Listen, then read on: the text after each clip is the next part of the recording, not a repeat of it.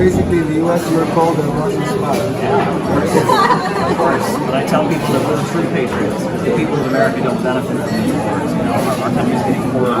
Your roads are better than our roads. You know, our roads in the United States are probably falling apart. We're driving down your roads, no potholes. It's ridiculous. You know, New York City, you know, Illinois, Chicago. I mean, the roads are falling apart. Our water isn't properly purified. Our government is too busy investing in tearing down other people's countries rather than building up our country.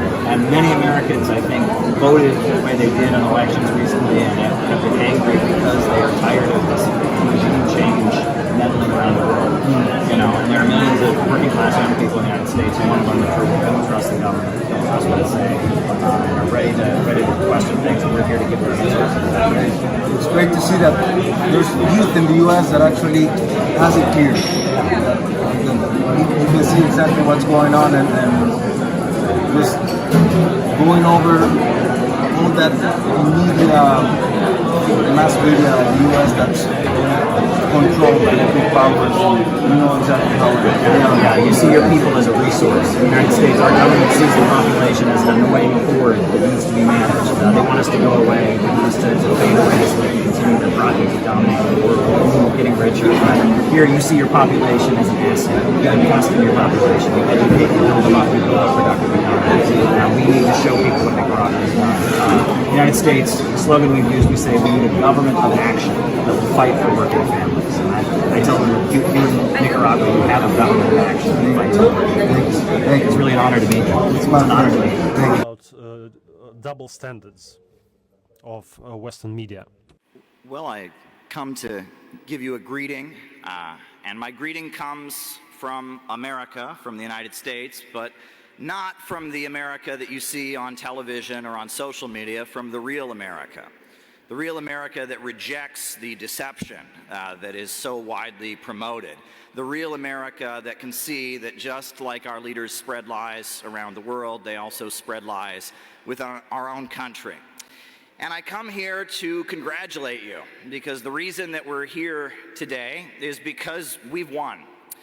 The outlets that the Western imperialist, globalist, Atlanticist financial system uses to set discourse, the New York Times, the Financial Times of London, the Wall Street Journal, ABC, NBC, Fox, BBC, these outlets are discredited. Around the world, people don't believe them, people don't trust them, and the global population around the world and even within the Western countries themselves no longer accepts their deceptive narratives. The narratives they use to sell their wars, the narratives that they use to destroy countries with neoliberal economic policies that impoverish millions of people. The world has largely rejected that, and we have been victorious. And that is a point of celebration, but it brings us into a new phase, because what's going on now, as we've heard so eloquently today from other speakers about artificial intelligence and the manipulation of social media, is that the powers that be have accepted defeat in that they're no longer able to just completely control the discourse as they once did. So now they are engaging in a form of manipulation. They are trying to use the weaknesses and the negative tendencies of the forces and the people around the world that oppose them against themselves. This is, you can compare it to the martial art of jiu-jitsu, where you use your enemy's momentum against himself. You use your enemy's strengths and turn them into weaknesses. And that is essentially what they are trying to do as they are trying to regain control of discourse. I would point people towards the period in Italian history called the Years of Lead. In Italy, you had the Years of Lead, and this was because the Italian public largely did not want the country to be part of NATO. The Communist Party was on the verge of winning elections, and so we saw the Western intelligence apparatus engage in a policy of manipulation. The manipulation of far-left extremist groups and far-right extremist groups against each other, the fomenting of extreme political violence, creating a culture of political political confusion. And by fomenting the years of lead with Operation Gladio, the Western intelligence agencies were able to create kind of a feeling of hopelessness and confusion among the Italian public. And even though the Italian public wanted to leave NATO, the NATO status quo was able to triumph because they were able to manipulate the dissident communities and create so much confusion. And that seems to be what they're trying to do now with all of this artificial intelligence fakery, with the manipulation of social media. They are trying to tap into the weaknesses of all of us and try to control those of us who are already beyond thinking and accepting their narratives, trying to manipulate us in one way or another in order to maintain their power so that they can win by default. And at this point, that is what they are trying to do. So what we engage in as we promote the truth about global conflicts, as we expose and get through the deceptions of mainstream media, it's very important that we work very, very hard to put forward an optimistic message, that we work very, very hard to not play into the jealousies and the rivalries and the tensions that they like to manipulate us against each other with. It's very, very important that we do everything we can to highlight a diversity of different voices and perspectives and hear each other out and lift each other up. And when manipulation is going on, that we don't play into it simply because of a rivalry that exists within our own forces. But let me just say that I'm here because I'm optimistic. I look at what's going on in the BRICS countries. I look at the rising economic realities of the new world. There is a new world coming into being.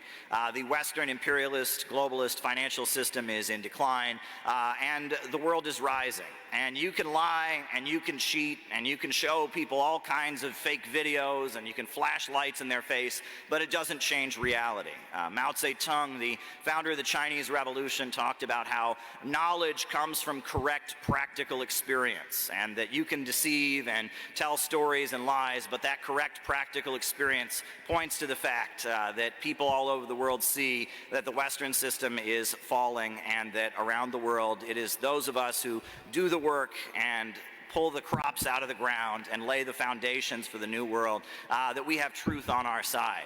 As I have been around driving here, as we came on the bus from Moscow, it was looking outside, I thought, this looks a lot like the United States. I'm from Ohio originally. I see the farmland, I see the trees and the forests, and I think about, among the people of the world, the real people of the world, there is a knowledge of what the truth is, and as much as their high-tech deceptions are thrown at us, they can't really obscure that.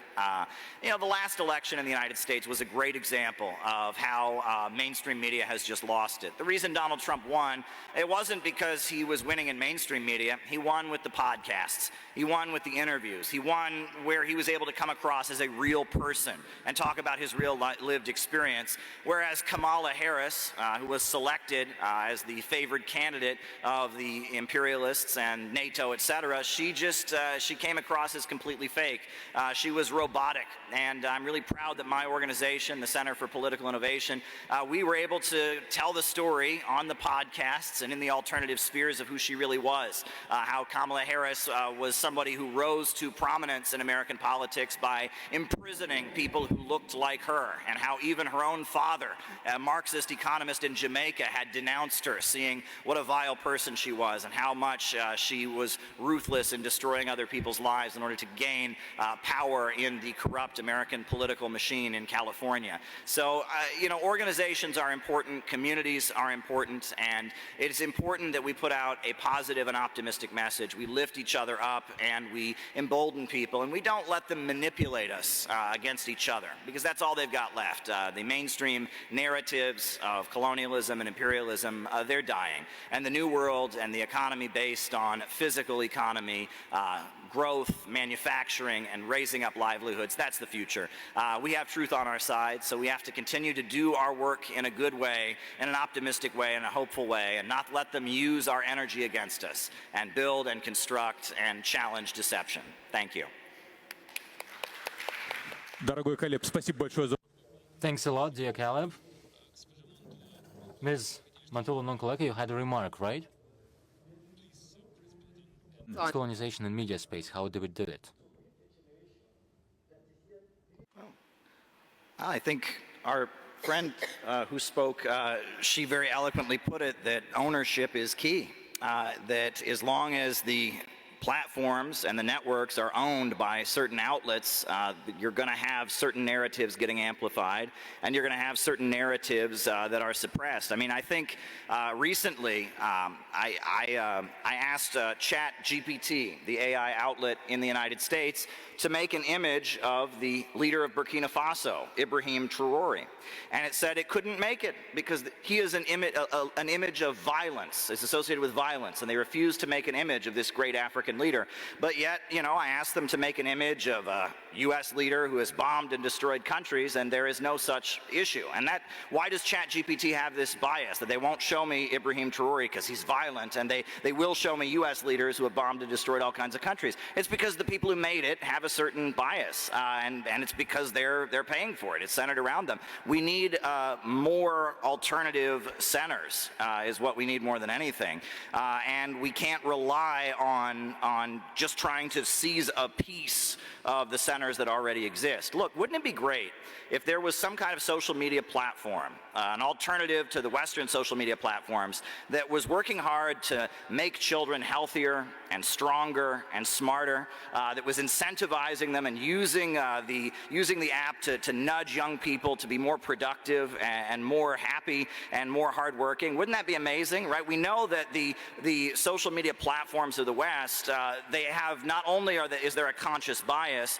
but also they're just profit-centered. They want to make money. But around the world, we have countries that have governments that emerge out of anti-colonial revolutions, where you have a state that is actively working to try and raise the productive forces and increase the power and intellect and strength of the population.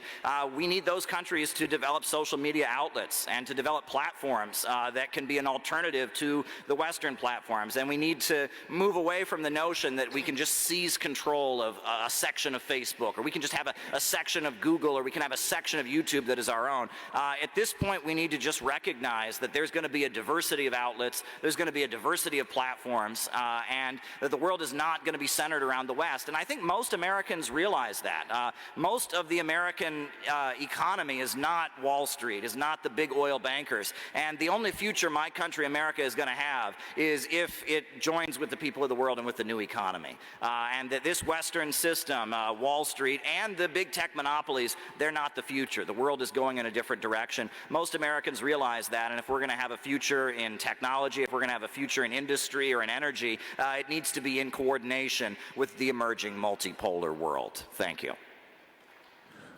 Спасибо, дорогой Калеб, за развитие. With countries from the developing world having more prominence and importance in international affairs, do you feel that the United Nations could be restructured in a way that would give more representation to developing countries? In the name of Allah, the Merciful, the Compassionate, I think the UN and its mechanisms. I will reiterate that the UN and its mechanisms need to be revised so that it can fulfill its role of enhancing peace, security and justice. And if the UN, the Security Council and the various UN branches are not revised, then I think that with the new centers of power that have emerged in the world, with the global coalitions and the developing countries, the role of the UN will diminish day by day, and it will certainly not be able to fulfill its role as before. And in our view, its position and condition of functioning will inevitably come to naught. We definitely need to reconsider its position, structure, and condition of functioning. I'm representing the Center for Political Innovation, and I would like to just thank you from the bottom of my heart for that dynamic interview you gave to Tucker Carlson, in which you showed many, many young Americans a different kind of leadership, because our politicians and our leaders in the United States, they speak in sound bites, they speak in terms of scandal and gossip, but you presented a long-term vision, a scientific view of statecraft, and by getting through to young Americans, you made a difference. Many people who would never have listened to anything you had to say or heard another perspective heard you because of that interview.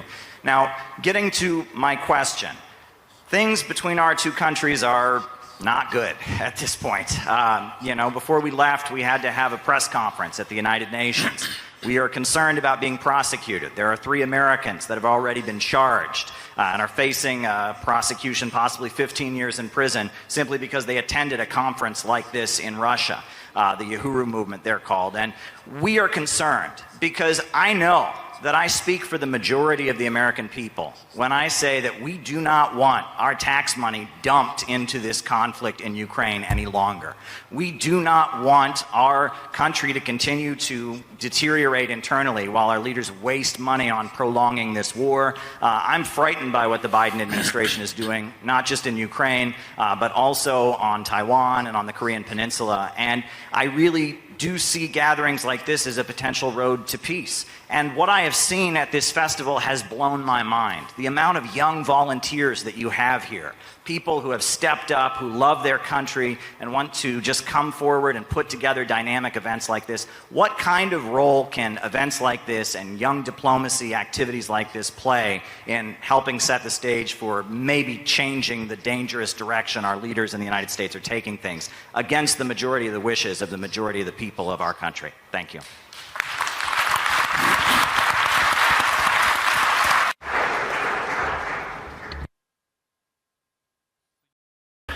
The United States of America is a huge and unique country. In its own way, over 300 years, in just 300 years, which is a small period of time compared to our history, but thanks to the talents of the Americans, it became a superpower, which is an obvious fact. We know outstanding American politicians, we know outstanding American business people, cultural activists, which is an obvious fact. We used to be allies during 2 world wars as we fought Nazism and fascism. What happened recently? After the war, after the alliance, the United States and the Soviet Union started dividing the world, and they did so successfully. And based on this balance of powers, they created international relations and created the modern system of international law.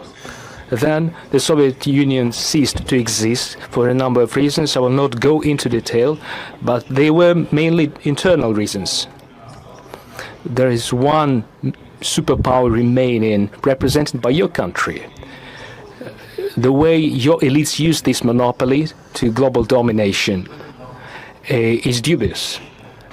In my opinion, the United States failed to bear this burden of responsibility that they happen to bear. They created monopoly, strengthened it. I don't mean the American people, I mean the ruling elites. While strengthening their monopoly, they soon faced a situation where the overwhelming majority of countries disliked it. And so, step by step,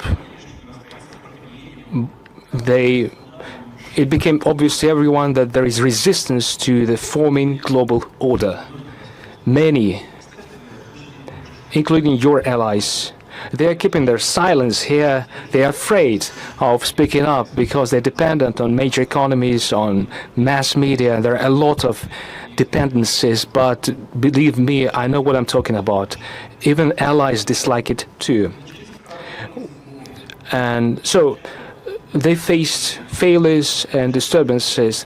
The ruling elites of the United States, after achieving the monopoly of power, decided that the previous system of international relations that was built on the outcomes of World War II is no longer satisfying for them because the balance of power evolved, and hence they decided to change the international legal order. And when it became clear that not everyone is okay with this, by this I mean Iraqi developments, they happened without UN Security Council sanctions. The same applies to Syria, Yugoslavia, former Yugoslavia. Without going into detail about root causes, there were no decisions or resolutions of UN Security The United States did let this genie get out of the bottle? If they did so, why can't other countries protect their national interests in the same way? Okay, one more question. One more. Who's got a good question? Who's got a good question? Who's my favorite reporter? Go ahead. Open to a better relationship with Russia as president. Sure. I want a better relationship with everybody. A better with Russia, yeah. But I want a better relationship with everybody. Go ahead. Russian overdrive? No, I don't think so. I think the media understands. Look, if we can get along, Putin says very nice things about me. I think that's very nice. It has no effect on me other than I think it's very nice. If we get along with Russia, that's very good. If Russia wants to spend millions of dollars a day dropping bombs on ISIS, I'm okay with that. You know, I'm okay with that. Some people don't like it. They say, no, that's our job. What's not our job? Let Russia, if they want to do that, I'm all for it. No, I want to get along with all countries. China is not our enemy. China is not our enemy. China is not our enemy. China is not our enemy. Get out of our country. Stop trying to sell war in our country. Stop trying to sell war in our country. We don't want a new war with China. We love America and we don't want a new war with China. China is not our enemy. Stop trying to sell war. Get out of our country. Stop trying to sell war.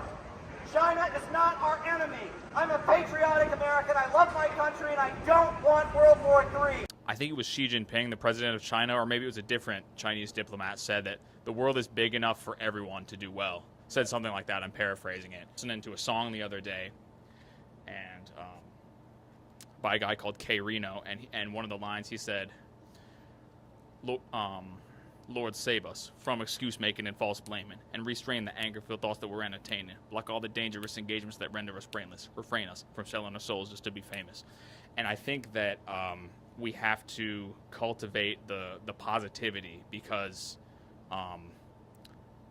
you know, as the cliche goes, another world is possible, and that's pretty much all I wanted to say on that. Yeah.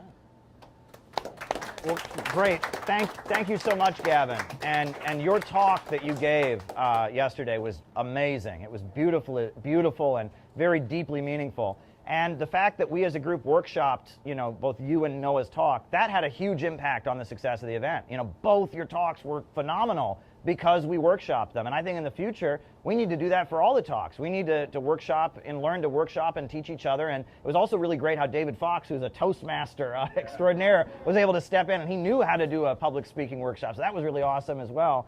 And as far as what you said about positivity, look, there is no limit to growth.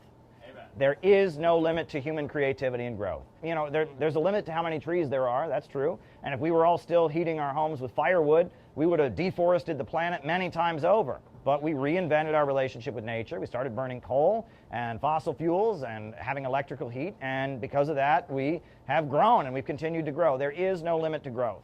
And the scarcity mindset, this idea that there's only so much, and so if somebody else has, I better take, it's what I could have. We should have the attitude that there's an unlimited supply in the universe. If we can be creative, if we can reinvent, if we can innovate, there's an unlimited supply, there's enough for everybody. And that so much of the evil in the world flows from the mindset that there's only so much, and in order to get what I have to take it from somebody else. And that's why we need to get rid of this phrase, redistribution of wealth, right? Now, we're not opposed to taxing to provide social services, but socialism is not the redistribution of wealth. If all Stalin had done in the Soviet Union was redistribute what was already there, the Soviet Union would still be deeply poor, right? They changed property relations in order to enable economic growth. If all the Chinese Communist Party had ever done was redistribute wealth that was already there, China would still be a deeply poor country. We're for creating an economic system that enables human innovation and growth to expand greatly so that wealth and abundance can be there for all. And that ultimately, you can't have equality and poverty, right? The only way to create a society of equality is a society where there's enough for everybody. There's enough to go around. And as long as there's scarcity, some will have and some will have not. And the biggest ugly things and failures in the history of communism flowed from the mistake of trying to create equality and poverty. Pol Pot, what he did in democratic Kampuchea was a nightmare because he was trying to make everybody equal in poverty. And the Chinese Cultural Revolution was a nightmare because they were trying to make people equal in poverty. These countries were surrounded, they were attacked, and in that isolation, they fell into the trap of, okay, well, we're gonna stay poor, but we're gonna make everybody equal, and that does not work. You can't have equality in poverty. You can't, and that you can't create an egalitarian society with willpower by just wishing it hard enough, by just punishing people enough to make it come into existence. You can't do that. The only way forward is growth, but we understand the market has inherent flaws that prevent that. And that is an understanding that used to be universal. You read any old communist pamphlet from the Great Depression, it's just 101, right? This is the only system in history where abundance makes people poorer, which shouldn't make sense. Why should self-driving cars be a bad thing? Self-driving cars could lead to a world with so much wealth and abundance because the human chore called driving is no longer necessary.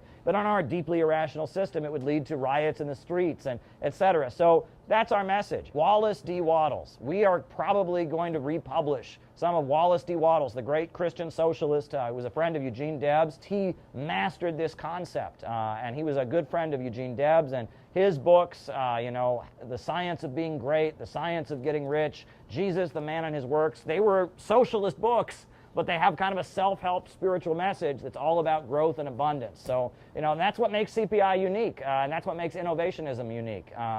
We hold on to certain aspects of Marxism-Leninism, but we also, have gone into dipping from other wells. We are eclectic, we are syncretic, and that's the way you got to be.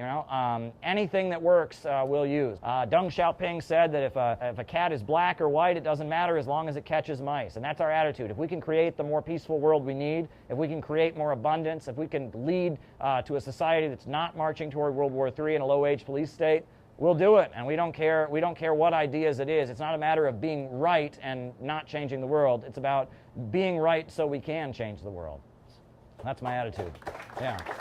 I only speak for myself when I'm here, but I find this moment to be somewhat pivotal for me. To be sitting here next to Alexander Dugin.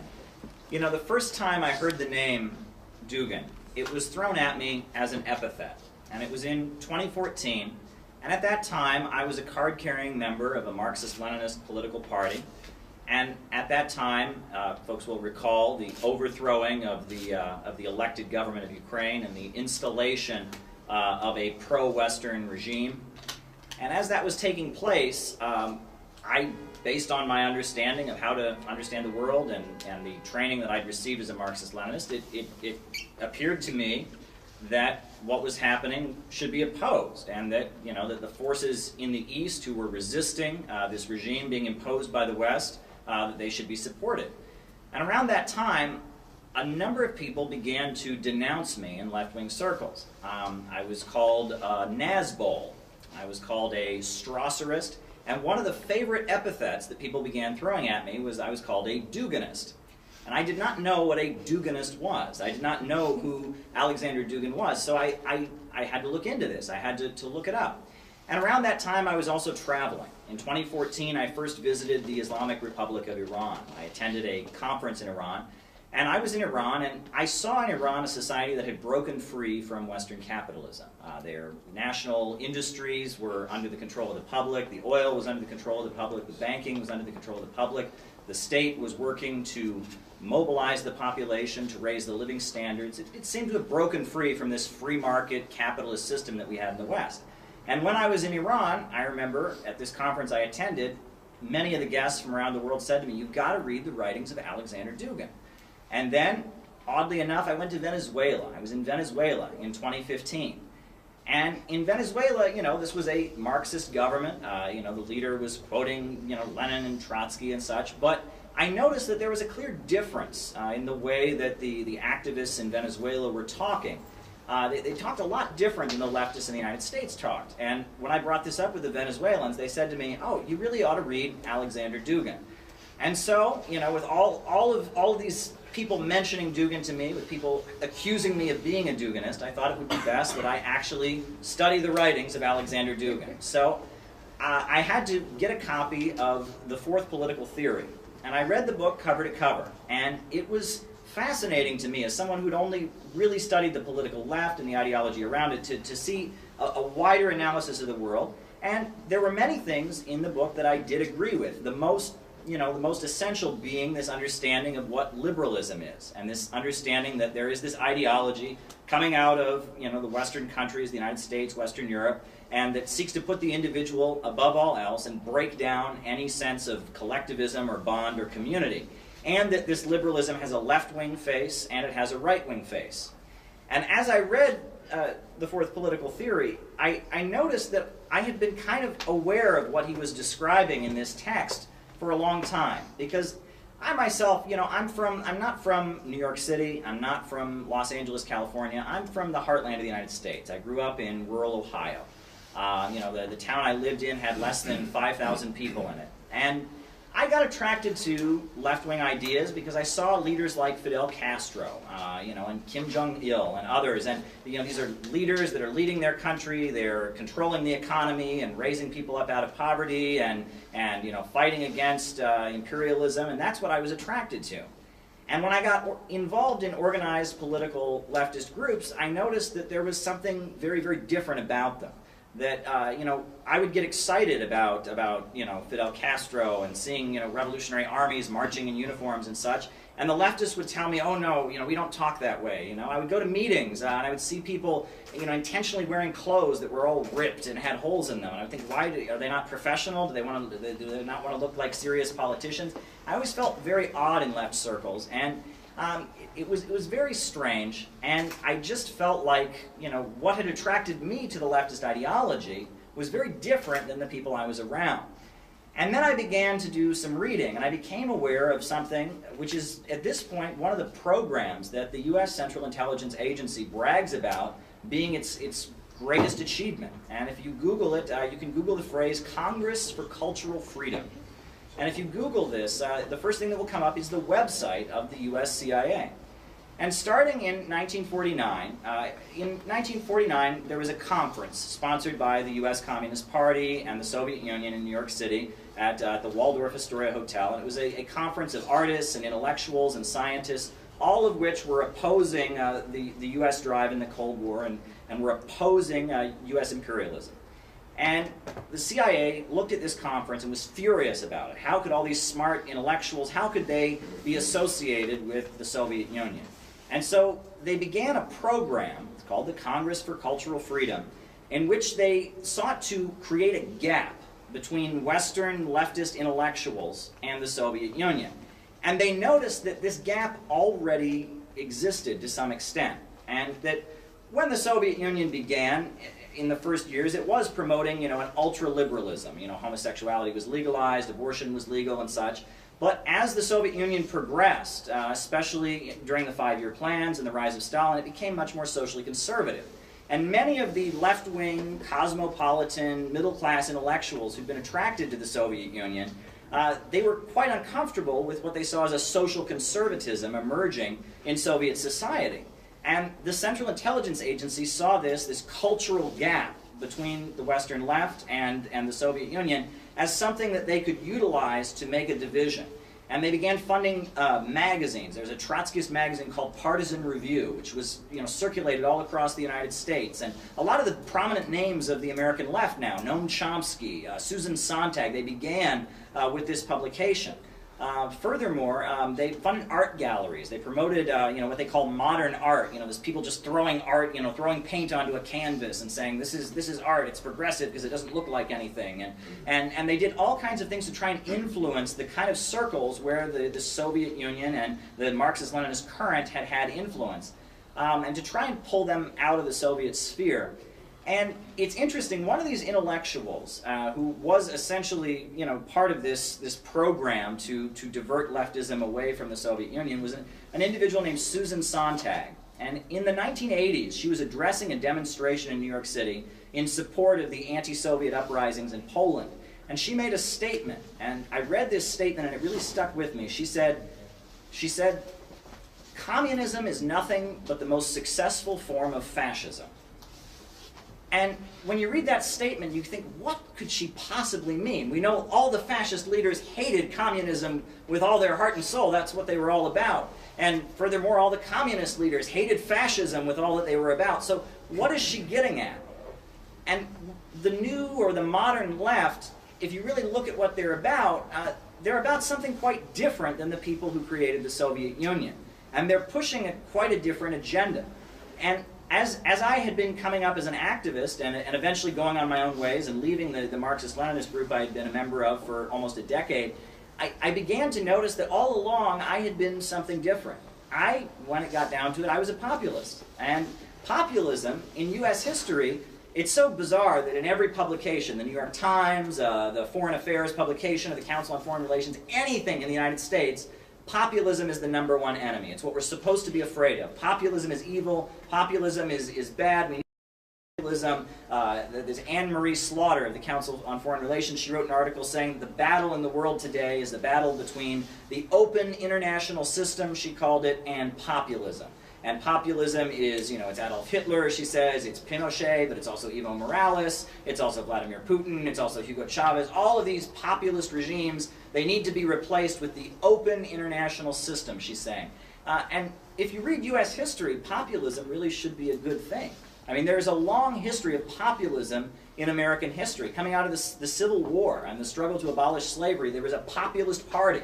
And as the Republican Party moved into being more of a capitalist and a free market party, the mass movement of small farmers and radicals who had fought for the abolition of slavery in the United States, they formed the Populist Party, and they called for the nationalization of the railroads, and they called for the redistribution of land, the fight against the big monopolies, and they fought for an interpretation of Christianity that would favor the downtrodden and the poor, and not favor greed and the rich, as was being promoted by some of the big denominations in the United States. And populism was being portrayed as a bad thing. We have individuals like Huey Long.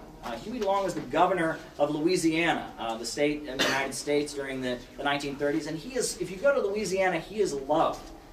Almost, so many bridges are named after him. There are monuments to Huey Long everywhere, and anyone who was alive during the time of Huey Long's governorship in the 1930s would tell you he was the most popular governor they ever had, and he was considered a populist, and he redistributed he taxed the oil money, and he used it to feed people and care for people. But yet Huey Long, on a national scale, outside of Louisiana, where he actually had his power, is one of the most demonized figures in U.S. history. There's been fictionalized films, All the King's Men and such, and we hear, in our school textbooks, we learn that Huey Long was the dictator of Louisiana. But you go to Louisiana, everyone remembers him as being the greatest governor they ever had. They wouldn't have roads, they wouldn't have bridges, they wouldn't even have school textbooks if it weren't for Huey Long, the man who laid the foundation. So populism, it's been widely distorted, and the way you read it in the United States, it's almost as if to be a populist is the equivalent of being a Ku Klux Klansman. That's what we're told. If you're a populist, you want to dangle African Americans from trees and kill them, and that's just not the reality of what populism is. But because any notion of populism has really been abandoned by the left, we're starting to see this demonization of populism in all circles. In the United States, there is a real confusion about how to move forward, and the organized political left is kind of at a loss. A lot of the constituency in organized political leftist groups is very generational. It's been in their family for years. Their parents came to the United States in the 1920s or 30s, and they were members of the Communist Party. Then their children, grew up to be the 1960s New Left and opposed the Vietnam War and burned their draft cards. And now their children are Antifa and anarchists and breaking the windows of banks and attacking people and such. And that demographic in the United States is dying. Most of the individuals in that demographic no longer call themselves left. And this kind of urban, cosmopolitan, middle-class grouping that defined leftism in U.S. history is vanishing. However, there are many people in the United States who are opposed to capitalism. And during the presidential election, I'm a leftist, I come out of a left background, but I saw Donald Trump speak, and there were many times that he spoke and I applauded. I heard him talk about how, there's this elite that is not loyal to the United States, these international bankers. I applauded when he said that. When he talked about how, in Syria, or in Iraq and all these countries, we have attacked them, and the result has been terrorism getting stronger, and that the U.S. population is gaining nothing from these wars. I applauded when he said that. Now, I didn't agree with Trump about certain issues like immigration, certain issues like empowering the policing agencies in the United States, but in many ways, Trump was better than Hillary Clinton when it came to the concerns that are important to me. And you know, Bernie Sanders, he was removed from the race, and we had the choice of Hillary Clinton or Donald Trump. And there were many people who would have voted for Bernie Sanders who voted for Donald Trump in the election. You know, populism is the future. I mean, this future that's offered, you know, you talk about the life that, that millennial Americans, that's what they call those of us in the United States born in the 1990s or the late 1980s, they call us millennials. And the future that is being offered to us by that, by the society is very grim. You know, millennials essentially, they are never allowed to become adults. They never are able to achieve the income level their parents had. They have a very low standard of living, and they essentially live out their adult life as if they're children almost. It's very weird. Anything that is conceived of as taking responsibility or growing up or being an adult is kind of frowned on. And young Americans are essentially encouraged to just permanently act like irresponsible children, to not have children of their own, to not buy homes of their own, to just kind of, you know, work a low-paying job, use drugs, and just kind of live this lifestyle in which one pursues, you know, hedonistic pleasures. And that's the future that the society is offering. And if you want to look beyond that, and if you want to talk about reorganizing U.S. society to serve the public and to serve the people in the U.S. society, and if you want to question foreign policy in the United States, the second you do that, you're called a fascist. And you cannot do that. To be a communist, you know, one of the right-wing commentators in the United States, he put out on Twitter, he said that, you know, communism is an ideology that can only appeal to those who hate themselves. And I looked at this and I thought, you know, Fidel Castro, does he hate himself? Did Stalin hate himself? But if you look at the modern left, if you look at the people that are going around and protesting against Donald Trump, that makes sense. A lot of them are self-hating, and there's a real worship of weakness in left-wing circles. You know, anything that is perceived of as weakness or disempowering, that's worshipped. And anything that is conceived of as strength or showing pride in oneself or building up one's strength, that's attacked, and that's said, well, that's fascist. You can't be like that. The first thing that happens to young people when they go to the university and they take gender studies or race studies or queer studies is they're immediately told that, you know, that their identity, the way that they are as a person, is wrong, and they need to learn to hate themselves more. That's the message the left is giving young Americans, and not surprisingly, it's not a very attractive message.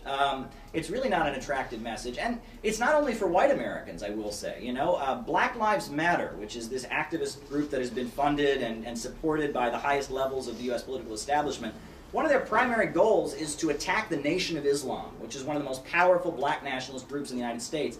And in just the recent months, there have been efforts and just a demand on every prominent black activist in the United States to denounce Louis Farrakhan. Why? Because Louis Farrakhan is a black fascist, we are told. He's anti-Semitic, he has said things about Jews that are not very nice, he's made statements about Hitler, so anyone, and the Nation of Islam that's the organization of Malcolm X. I mean, this is an organization with deep roots, but the demand coming from the left is that all black activists distance themselves from this organization because, again, it's pushing strength. It's not pushing shame. It's pushing an agenda of raising people out of poverty. It's pushing a black identity.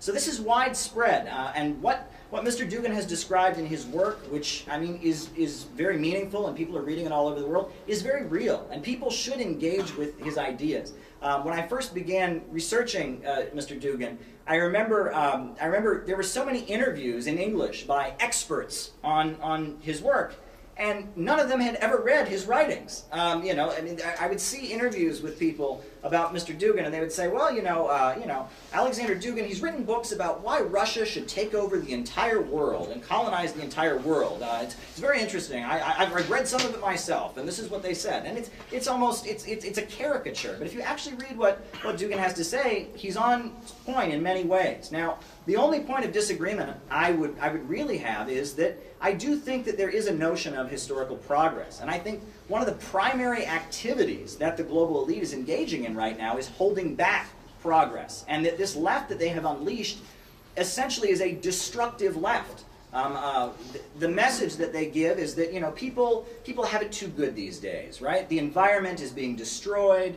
You know, we can't have people, you know, live more, you know, comfortable lifestyles. That'll destroy the earth, you know. And this notion that that people should live a comfortable life. This is hedonistic, and we need to do more of an ancient Eastern thing. You know, the modern left is very much opposed to the notion of raising the world out of poverty, and they have this fascination with chaos and destruction.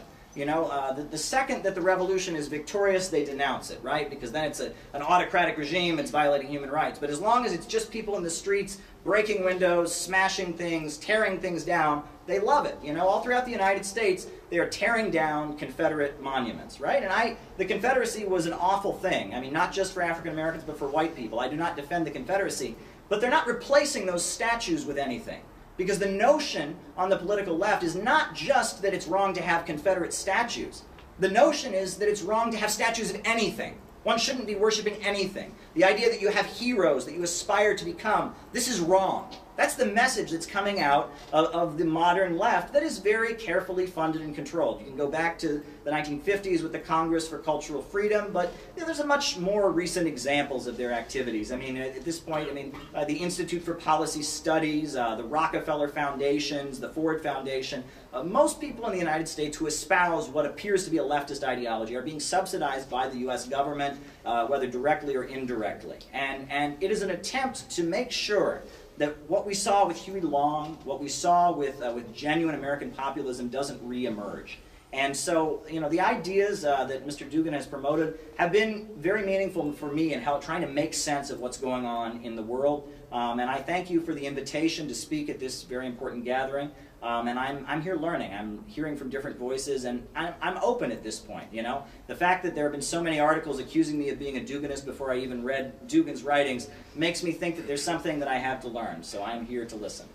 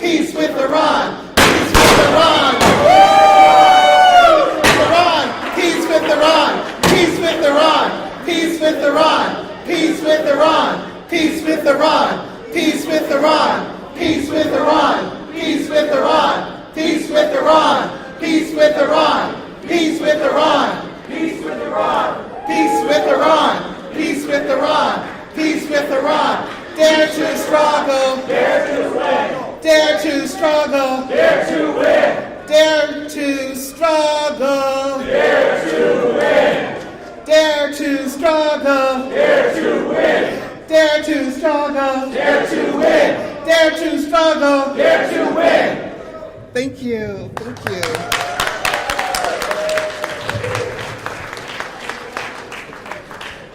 You may all be seated. Thank you. Now, before we continue, I would love your attention.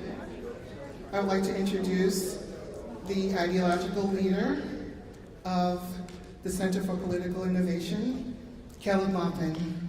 Let's give him a round of applause, everyone.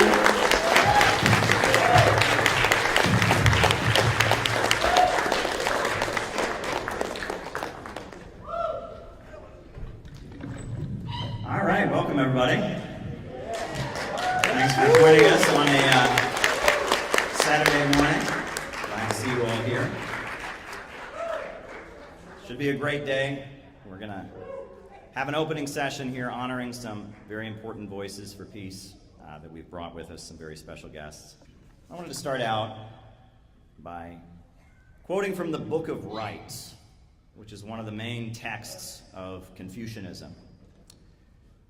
The Book of Rights tells us that once Confucius was taking part in the winter sacrifice, and after the ceremony was over, he went for a stroll along the top of the city gate, and he sighed mournfully. And his disciple, who was by his side, asked, "Why do you sigh?" And Confucius replied, "I shall never see in person when the great way is practiced, when the world is shared by all alike, when worthy and able are promoted to office, and men and women practice good faith and live in affection. They do not regard as parents only their own parents, or as children only their own children. The elderly find a fitting close to their lives, and the able bodies all have proper fulfilling work, and the young are provided with an education, and the widows, the orphans, and the sick are all properly cared for. In this age, people hate to see goods lying about in waste, but they don't hoard them for themselves. And they dislike the thought that their energy and ability is not fully used, but they use their strength not for personal selfish gain. In this age, evil plotting does not exist, and thieves and rebels do not arise, so that people can leave their doors unlocked. And this will be the age of great unity." And those are the words of Confucius. But in 1875, Karl Marx wrote, "Right can never be higher than the economic structure of society and its cultural development conditioned thereby. In a higher phase of communist society, after the enslaving subordination of the individual to the division of labor, and therewith the antithesis between mental and physical labor has vanished.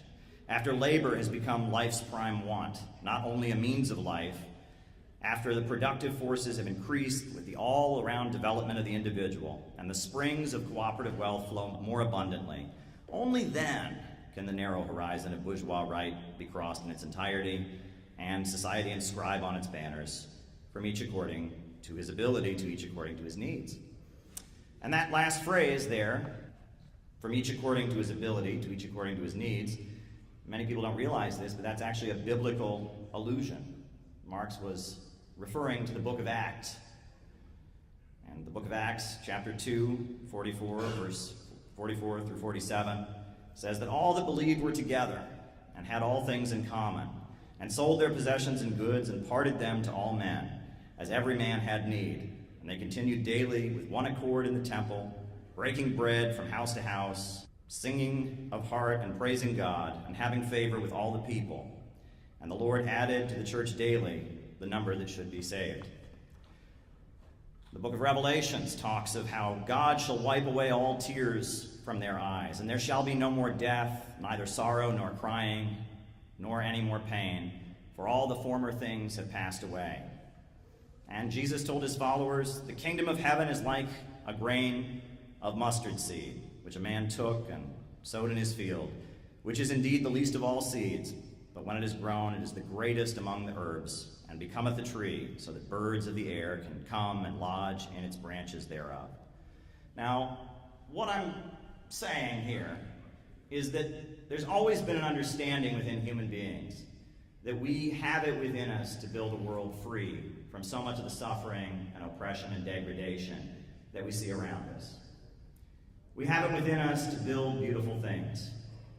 Ants have been making their ant farms the same way for thousands of years. Bees have been making their beehives the same way for thousands of years. But just 6, 7, 8,000 years, human beings have gone from hunter-gatherers in the woods to space travel and iPhones. No other species has the ability to reinvent its relationship with nature the way human beings do. But yet, we live in a time where human progress is being held back. Human progress is being restrained because a small group of bankers and billionaires in Wall Street and in London want to stay at the top of the world. And we need to be very clear that they are keeping the world poor and sowing chaos and instability around the world and fomenting wars and injustice so that they can keep themselves at the top, so that they can stay rich. And this system, the founders of the country fought against the British Empire, and they referred to it as the English system. Henry Charles Carey, who was an advisor to Abraham Lincoln, called it the English system. And Vladimir Lenin called it imperialism, the highest stage of capitalism. And in addition to that, now in Russia and in China, they're talking a lot about geopolitics and civilizations of the land and empires of the sea and thalassocracy and these these empires based on controlling trade routes and keeping countries impoverished, holding back development. Whatever you want to call it, that system, globalism, imperialism, that system is the main barrier to human progress. It is the main thing preventing us from building the beautiful world that human innovation and human creativity is capable of building. And the Center for Political Innovation is an organization dedicated to trying to build a movement here in the United States to oppose globalism, imperialism. We need a government of action to fight for working families.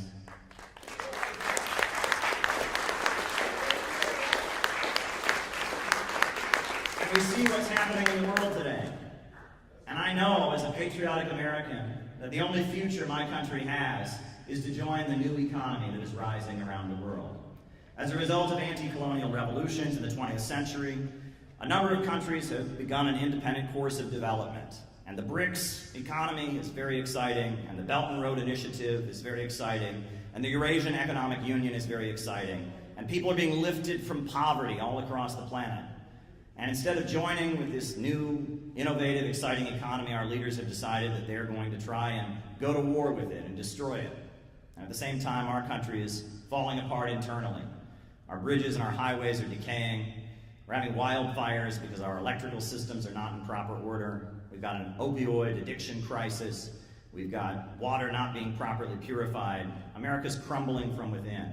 And this is the logical trajectory of a system where a small, wealthy elite are able to dominate and make decisions. And there's a widespread understanding in this country that the people that run the country are not working in the interests of humanity, and they're certainly not working in the interests of the people in this country.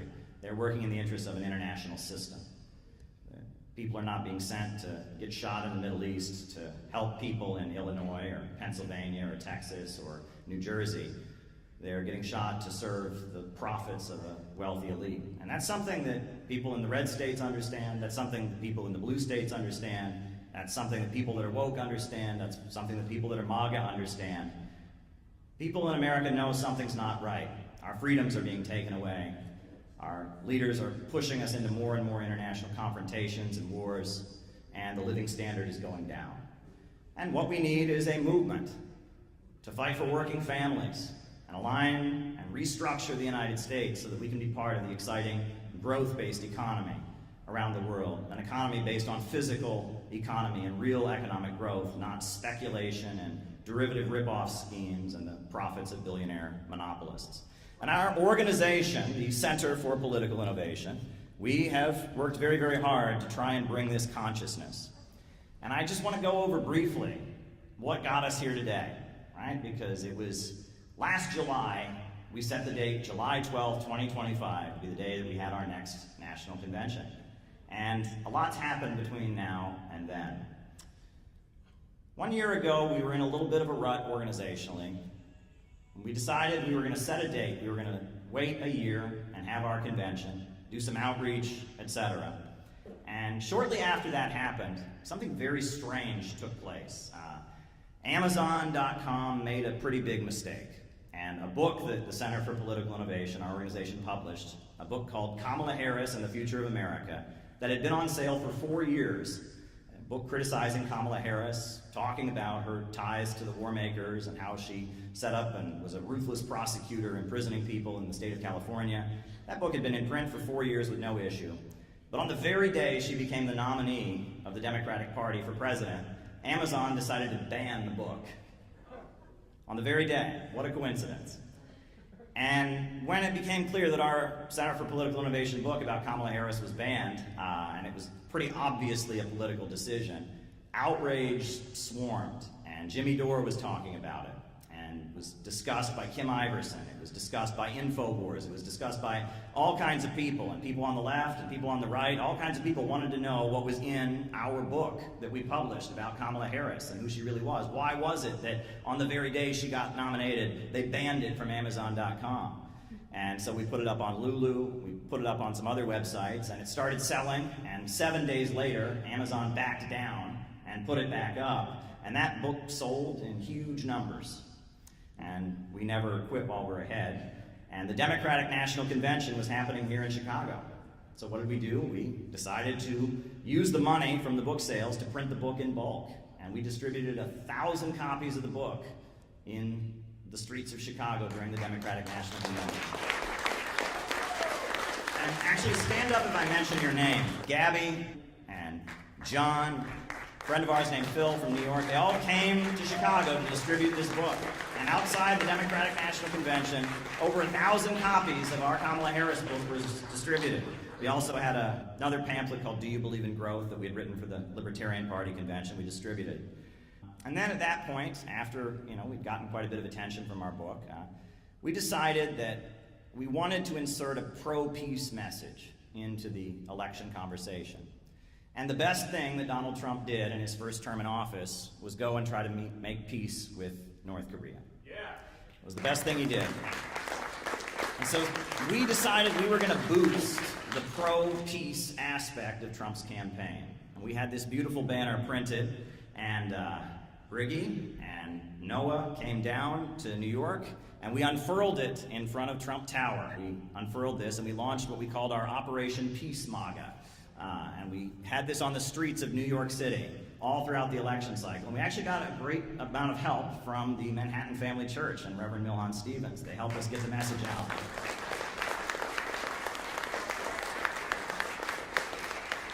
And we were also very proud to be official sponsors of Rage Against the War Machine 2, a pro-peace demonstration in Washington, D.C. that was organized by Angela McCurdle of the Libertarian Party.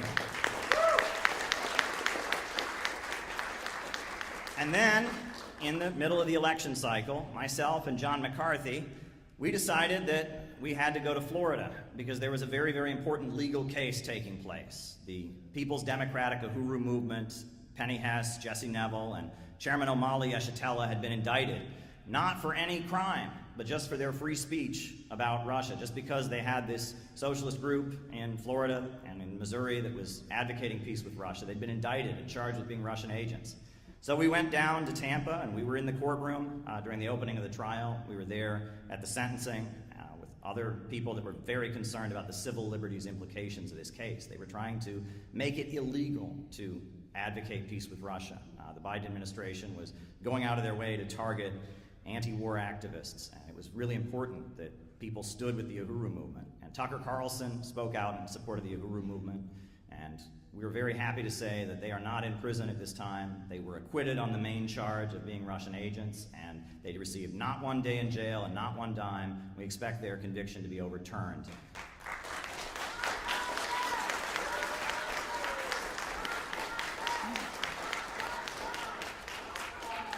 Yes.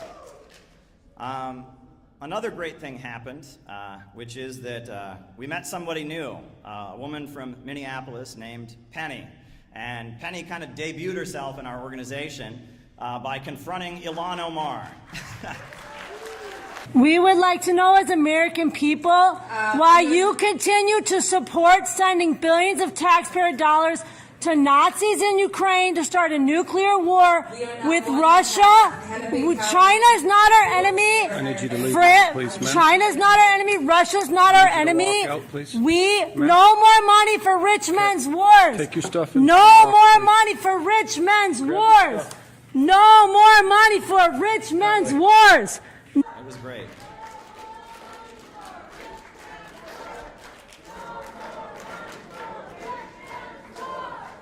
Yes, it was great. So after Trump won the election, we decided to write a letter to President Trump, and we urged Donald Trump to be the peace president that he had promised to be on the campaign trail. And we said, look, if you want to be a loved president, if you want to be someone who goes down in American history, bring the troops home from around overseas, and spend money on jobs and schools and healthcare in America, and free the political prisoners.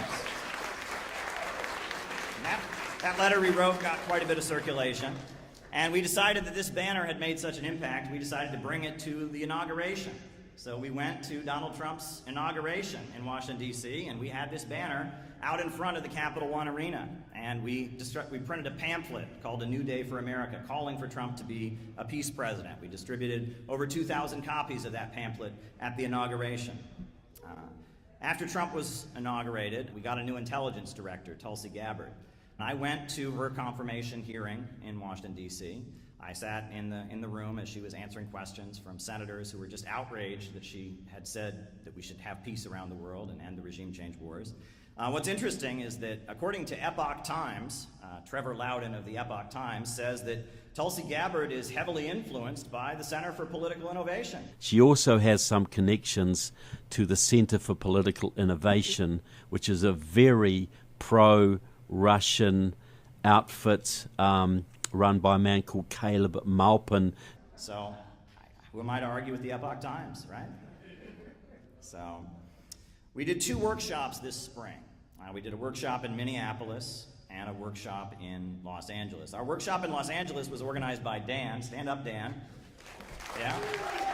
And it was a great workshop. Dan is very active with Natural Health First and other community groups. He's been a long-time alternative media figure with local access television, etc., in Los Angeles, and it was a great group of people who would never go looking for this message, people that were not the kind of people that would find us on the internet as a weird niche, but rather people who were very new to it and really liked what we had to say. It was a really great workshop. It was some great time, some great music, some great food. And we also had a workshop in Minneapolis. Penny organized our workshop in Minneapolis, which was great. It was really, really exciting. What was great about it was, it was a small workshop. We had about 20 people there, but there were about 15 protesters outside. I have never felt so important. The local Antifa was outside with signs all about me and talking about how much they hated us and internet memes and all of that. I've never felt so important in my life. It was a great moment. It really went to show how what we do is really important. There are forces out there that are watching us and very worried about our pro-peace message catching on with the American people. The fact that there was a crowd of protesters outside trying to shut down our workshop. And Penny did a great job handling that workshop under pressure. Thank you, Penny. Thank you. Another great thing that happened this spring was, well, I guess it wasn't a great thing, but what we did in response, or what was done in response was great, but NATO had its anniversary celebration in Dayton, Ohio. And we're not thrilled about that, but they decided at the main library in Dayton, Ohio, that they would have a public debate about whether or not the USA should stay in NATO. And the organizers, I guess they made the mistake of picking Jeff Young, our member from Kentucky, to represent the anti-NATO position. And he did a tremendous job. He completely shut down the pro-NATO arguments. It was beautiful. It was absolutely beautiful. And many people heard that anti-war message from our member, our lead founder of the Kentucky Party, etc. Thank you, Jeff. You did a great job. You did a great job. Now, the bombing of Gaza has continued, and one organization has done more to stand with the Palestinians than any other, and that's the Houthis of Yemen. The Ansar Allah movement of Yemen, they were blocking ships, a picket line in the Red Sea to protect the Palestinians, to insist that until Israel stops its bombing of Gaza, they're going to block ships from going to Israel. So in response to that, we decided that we needed to tell people who the Houthis really are. And so we published in bulk a book that we wrote called Who Are the Houthis and What Are They Fighting For? And we distributed that book in bulk all over the country to tell people about the Ansar Allah movement in Yemen and the history there, and how this movement that is really the conscience of the whole world standing with the Palestinians, where it came from, their religious origins as Shia Muslims, etc. That was one operation that we carried out. I was recently in Russia. I got to attend the Global Digital Forum, meet with people from many different countries, South Africa and Uganda and Vietnam and China. And there is this whole new economy rising, and it was really an honor to be in Nizhny Novgorod, Russia, to meet people from the New World and kind of be the voice of the side of America that rejects the low-wage police state. One thing we've been making a point of doing lately, in light of very unfortunate events, is standing in solidarity with Iran. And our member Noah Shank has recently started appearing on Press TV as a regular commentator, representing the United States when it comes to Iran. And another thing that we did is a couple weeks ago, we decided to have a demonstration to honor the great African leader Ibrahim Traoré, the leader of Burkina Faso. And this great African leader, he's almost the model of the kind of government we need. He's investing in his people, he's providing education, he's overseeing a farming boom, so much agricultural expansion. providing health care. Every woman who goes to the doctor to have a child in Burkina Faso, it is totally free. He's providing a stipend to students so that they can get their college education and not have to work a job on the side. You know, they're getting a stipend. He's just the hero of the African continent. And you know, when he was demonized by certain figures within the Pentagon, there was a national day of action, and people on every continent, but especially on the African continent, were marching in the streets saying, "Hands off Ibrahim Traore." It was an amazing expression, and we were very proud to join our brothers and sisters in the Uhuru movement in standing with Ibrahim Traore. And we had a small rally here in Chicago, you know, to support Ibrahim Traore with our banner. And it went viral in Africa, and it was viewed all over the African continent, on YouTube, on television channels. People who were in chat groups that had nothing to do with our organization or our politics were seeing images of this rally, because Ibrahim Traore is the kind of leader that many people in Africa are saying is the future. And the Union of Sahel States is very, very important. And that kind of brings us back to a point, you know, what is Ibrahim Traore? What is he, right? Is he, I mean, he's a Muslim, right? He's religious, he's a Muslim. He talks about Marxism, but he's not an old school communist. You can call him a Pan-Africanist, you can call him a black nationalist. It doesn't matter what he is, that's the kind of leader we need. And we like to call that kind of leadership that invests in people and human creativity and builds people up and is pro-growth. We call that innovationism. And that's the ideology of the Center for Political Innovation. Now, coming up, we've got a lot of important work to do. You know, we have a couple tasks we're going to be taking on in the coming year. Obviously, after this event, we're going to get together and decide what our focus will be. But one thing we really need to do is to oppose the danger of political violence. You know, because if there's one thing that will prevent a real mass movement, bringing the country together, it'll be violence and killing. The glorification of the murder of Brian Thompson and the celebration of the alleged crime of Luigi Mangione is extremely dangerous. In Italy, in the 1970s and 80s, they were getting ready to leave NATO, and then they fomented the years of lead. And we know with Operation Gladio, the CIA was funding fascist groups and funding the Red Brigades, and there were kidnappings and killing, and it led to the population being weary and demoralized, and that's why Italy is still in NATO. And a similar thing happened in Jamaica in the 1980s. And if you look at it, creating a situation where people are afraid to get politically active because they might get shot, creating a situation where they reinforce this false polarization of woke versus MAGA, red state versus blue state, religious versus secular, that's not the polarization we need. The polarization we need is the overwhelming majority in this country that oppose the wars, that want economic growth, and want to protect our civil liberties. The polarization is that majority in all states, from all backgrounds, coming together and opposing the billionaire monopolies in their drive for World War III. That's the polarization we need. And political violence is one way to make sure that it doesn't happen. And I believe that the celebration and glorification of political violence we're seeing all across social media is not accidental. This is an operation to demoralize, to make the population weary, and to get us to just kind of go along and accept what everyone in this country pretty much doesn't like, the way the country is going. You know, one particular organization that we are certainly critical of is a group called the Party for Socialism and Liberation. And they play a particularly bad role. And, you know, at the same time, we protect their civil liberties. They were recently subpoenaed by the U.S. Congress, and, you know, the U.S. Congress shouldn't be looking through their emails, and we would oppose any violation of their privacy rights. You know, we are in favor of civil liberties. But at the same time, they've played quite a negative role. And little known story is that we all remember what happened when Donald Trump was sworn into office the first time, right? There was all kinds of violence on the streets of Washington, D.C. Cars burned, people were, you know, violent, etc. Well, we caught on to what was happening and who was promoting it. And, you know, it was the Party for Socialism and Liberation had reserved the permits, and they were going to organize a demonstration that would have facilitated another, you know, bloodbath in Washington, D.C. When Trump took the oath.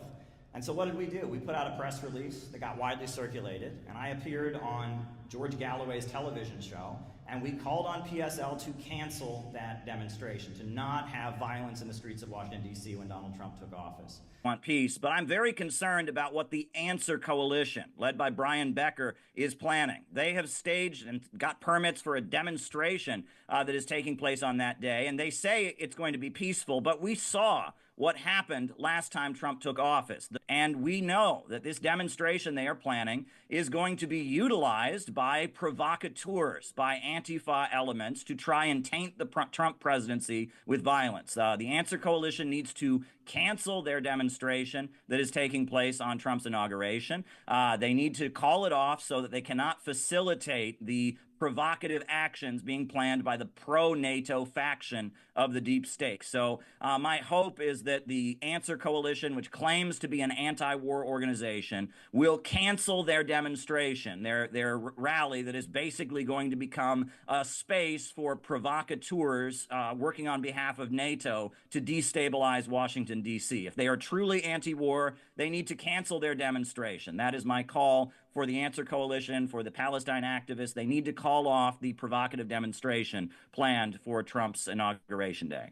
And we raised the alarm, and when Inauguration Day happened, the demonstration that they had was miles away from downtown, and there was not a bloodbath in Washington, D.C., and we think we had something to do with that, and we're very proud of that.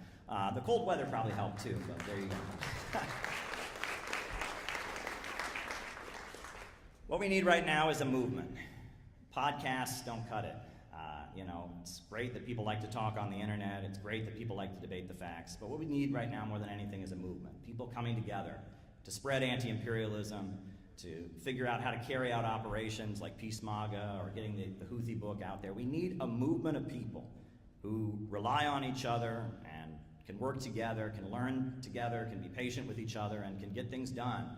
And if there's one thing I've learned over the last couple of years, it's that sometimes the people who agree with you can be completely useless. And sometimes people you might not agree with, but you have some common ground around, they can be the most helpful and important people in getting done what needs to be done.